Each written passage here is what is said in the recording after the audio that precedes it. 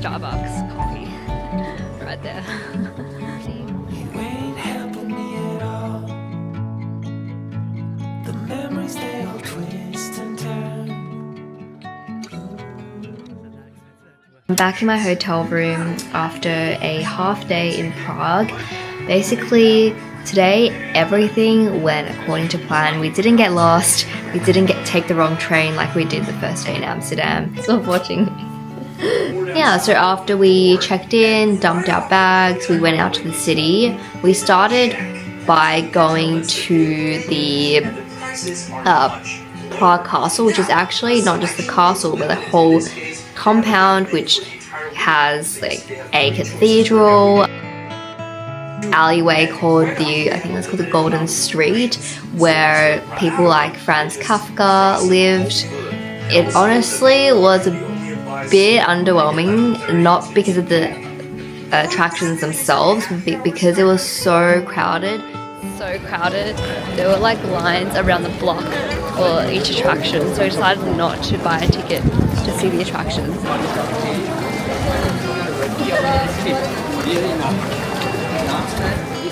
And there were just so many tourists when we went that it was very hard to really appreciate and slow down and take a look at everything we're seeing. For example, in Golden Lane, there were all these little houses that were recreations of how people used to live back in the day. But they were so small and cramped that only a few people could fit in at any one time. And then after that, we didn't get a chance to go inside the famous cathedral in Prague Castle because there was a giant line when we first arrived. And when we went back after visiting Golden Lane, the cathedral was closed, unfortunately, and we had to go to a very early dinner. After dinner, we wanted to get dessert, but the dessert place was in Old Town, so we ended up walking across the Charles Bridge to get to Old Town, and we walked through the tourist district a bit too. After crossing the bridge, we walked through the Old Town, very, very touristy. There was McDonald's, Starbucks everywhere, and souvenir stores all along the street. I was super surprised at how commercialized Prague is. I did think that it made the Old Town lose a bit of its character because you'd just be like walking down the street looking, admiring all these old Gothic buildings, and then bam, there's a Burger King or a random duck shop. There's a lot of rubber duck shops around Europe. I don't know why, but they all sell this same sort of rubber ducks. There was also one in Amsterdam, which was super expensive. So tonight we ended up Ubering back from the Old Town to our hotel, and I think in Sydney a comparable journey would take us like 20 Australian dollars, but this was only like 10 Australian dollars, which is quite affordable. We were worried that we were going to get scammed, so we actually didn't end up using Uber, but we used this local app where you could actually pick the driver. For some reason you can see the driver's address on the app. I don't know if that's a safety feature or if it's just meant to make the driver look more legitimate by having their personal address there. It's a bit creepy. We'd actually pre-booked dinner that night at this place called Kitchen, which is near the castle and has views of the city below. It has this farm-to-table vibe, and it felt like a place that the locals go to, even though it was near one of the biggest tourist attractions in Prague. Potato soup. It smells amazing. We just had dinner and it was great. I think the mash was like one of the best mashed potatoes dishes I've ever had. Meatball was like, okay. We went to Prague right after Christmas, so most of the Christmas lights and trees were still up, basking the streets in this really serene and magical golden glow.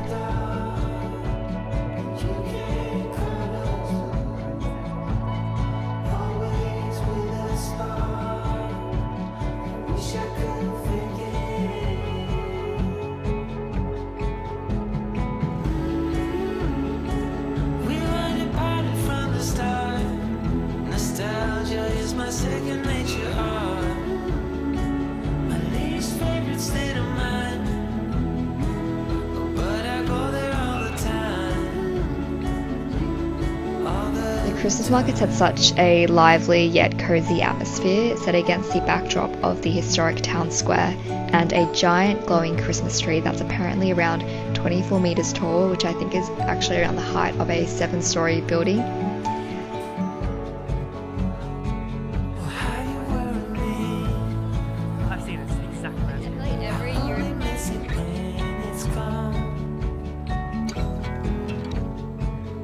After walking through the Christmas markets, we ended up walking towards a dessert place, which a lot of people recommended online, and apparently they do pistachio ice cream really well here, but there were just so many other little treats and sweet snacks that I just couldn't resist, and we ended up getting more than we came for. So we've got this meringue cake here, and pistachio ice cream, which is apparently the best in the city.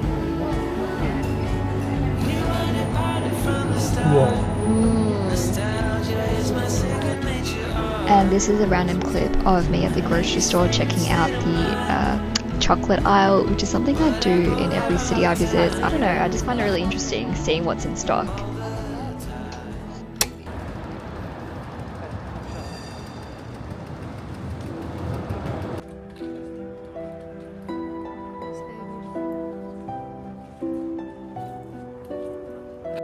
It's the morning, and today we just have the most beautiful weather. The sky's nice and blue, everything's clear, and we're just heading towards a sandwich shop at the moment for breakfast. And afterwards we have a 2 hours walking tour around Prague, which hopefully will take us around.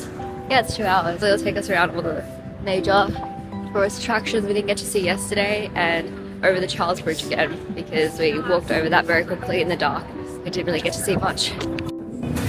Bunch of like different open top sandwiches here.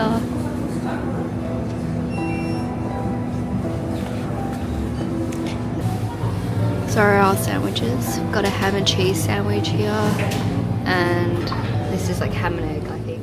So this is the famous astronomical clock. It's one of the oldest astronomical clocks in the world at around 600 years old. There's just so much interesting history and legend surrounding this clock. For example, apparently the clock's maker was such a genius clockmaker that the city councillors blinded him in order to prevent him from creating a more magnificent clock elsewhere.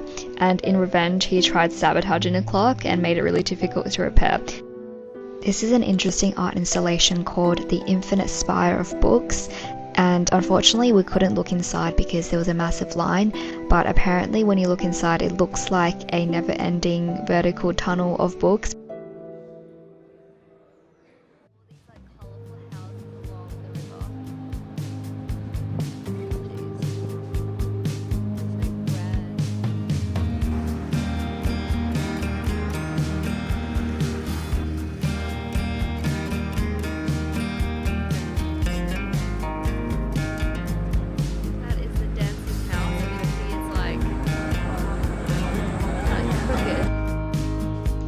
So unlike many other European cities in this region, Prague was largely spared of the destructive effects of World War II. Despite the fact that not many buildings were destroyed, the city and its people did go through a lot during that period. It went from Nazi occupation to essentially communism a few years later, so it was quite a tumultuous time. On this Europe trip we saw so many beautiful cities, and it really got me thinking about what makes a city aesthetically pleasing. And I think that in Prague's case there's something about the mix of order and sharp contrasts in its architecture that makes it so appealing to the eyes. You've got the uniform red rooftops that are usually of a similar scale, so no more than say 7 stories tall. But the buildings vary slightly in colour, ornamentation and style to an extent that Prague retains its sense of place that makes it different and distinct from other cities. So yeah, I think that's something that's really missing in some modern North American and Australian cities. We were down by the river all through the night, watching the stars and the city lights. Right from the stars and we never crossed our day. There's a lot of interesting statues around Prague made by this guy called David Cherney. Just around the corner from this man, a lot of people miss the lady hanging from the umbrella, which I think is made by the same artist. For lunch, we went to this local cafeteria that served traditional Czech food, and there wasn't a single tourist in sight, which felt a bit intimidating at first, but everyone just went about their business and no one cared.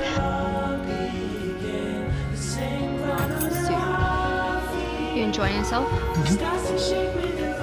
I Why'd you film me drop the piece of bread in my mouth? So apparently dumplings are like these pieces of bread rather than, you know, what we think of as dumplings. Stew, quite amazing. It's you. Yeah, this is a very authentic restaurant. Things you know, guidance overseas, I'm telling you.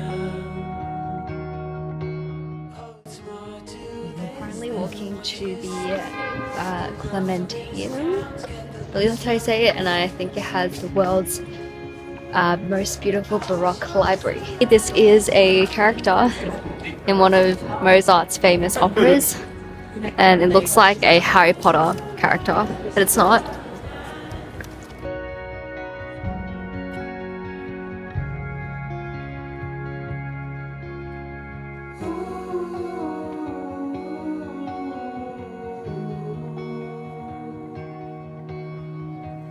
So we are outside the Clementinum at the moment, and what happened? There are no more tickets. There are no more tickets until January. So we are currently watching a YouTube video touring the library because we couldn't get tickets. This is what it looks like, apparently. I don't think so. Alright, okay.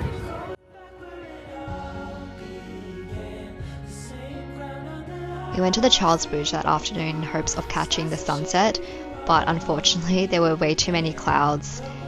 Despite this, it was still a stunning view, and we were treated with a live drum performance, which is cool.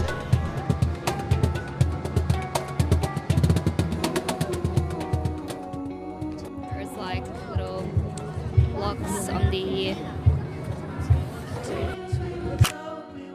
We are currently by the Charles Bridge, and it is so crowded. We're waiting for the sunset, but I don't think the sunset's going to come tonight. It's like that side. Next.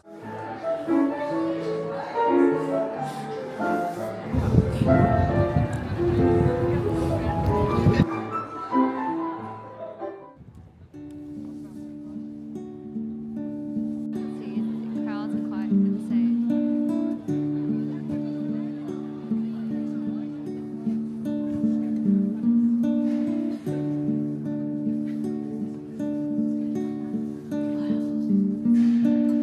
Dinner that night wasn't particularly memorable, but I did like the atmosphere of this place. It was in a very touristy area, but it felt quite intimate and was relatively quiet. One thing I realized about Czech food is that it all probably tastes better with beer on the side, but neither of us drink beer, so I think that was a bit of a missed opportunity. Last day in Prague before we head to Vienna, and we're just walking to the tram right now to get to the pharmacy and to pick up a few things because Felix has mouth ulcers from eating too much fried food.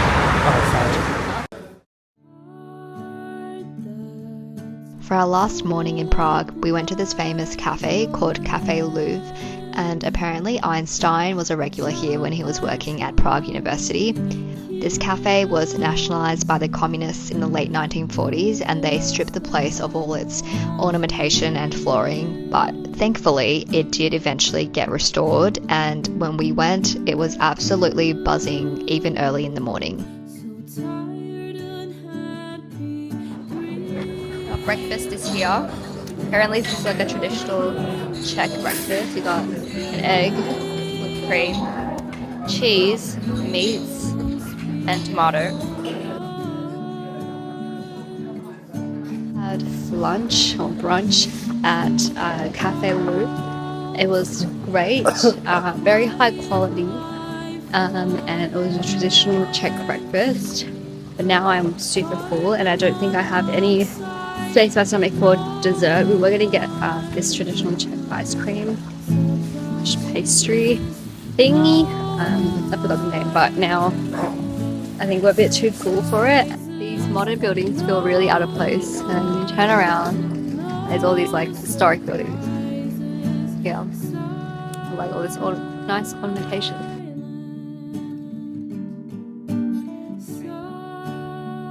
We ended our trip by walking around and exploring the neighborhood where our hotel was located.